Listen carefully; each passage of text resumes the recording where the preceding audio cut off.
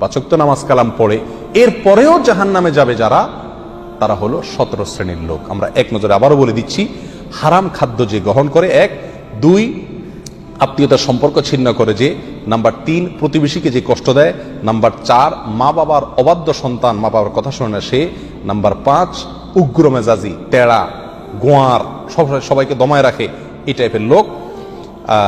Number 6 অধীনস্থদেরকে, প্রজাদেরকে, যে সমস্ত শাসকেরা, যে সমস্ত রাজারা, যে সমস্ত রাষ্ট্রপ্রধানেরা, সরকার প্রধানেরা বা যে যে লেভেলে আছে সে তার প্রজাদেরকে ধোঁকা দেয় যে তারা।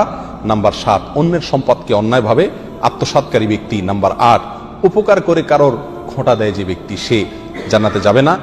নাম্বার 9 চগলখোর ব্যক্তি জান্নাতে যাবে না, মানুষের পিছনে কথা লাগায় বেড়ায় একজনের আরেকজনের কাছে। নাম্বার 10 অন্যকে নিজের পিতা হিসাবে, নিজের বাবাকে না বলে, পরিচয় না দিয়ে অন্যকে নিজের বাবা হিসাবে, পিতা হিসাবে পরিচয় দেয় যে ব্যক্তি, সে।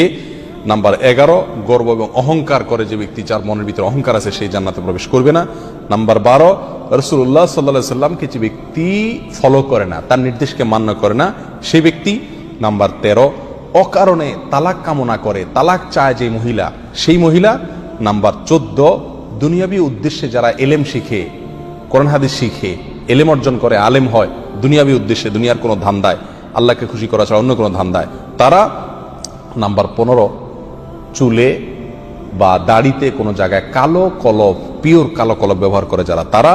এবং নাম্বার 16 যে কোনো ভালো কাজ করে সেখানে মানুষকে দেখানো, এটা ফলাও করা, প্রচার করা, এই উদ্দেশ্য থাকে যাদের, তারা।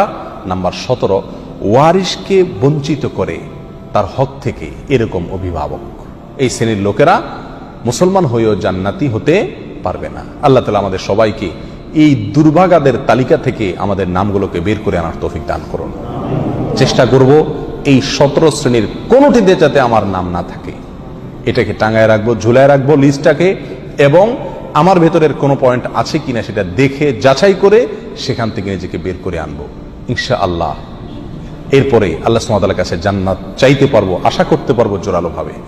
আল্লাহ সুবহানাহু ওয়া তাআলা আমাদের সবাইকে আখিরাতে কিয়ামতের দিন একেবারে ফার্স্ট চান্সে, প্রথম চান্সেই জান্নাত যেন আমরা লাভ করতে পারি, জাহান্নাম থেকে মুক্তি নসিব যেন হয়, সেই তৌফিক দান করুন। জাযাকুমুল্লাহ ওয়া আখিরু